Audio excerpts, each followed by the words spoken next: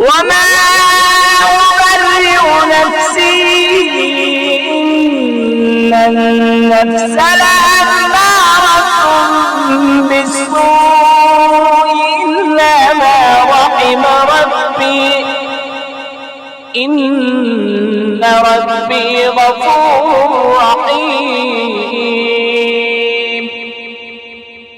وقال الملك ائتوني به أستخلصه لنفسي فلما كلمه قال إنك اليوم لدينا مكين أمين.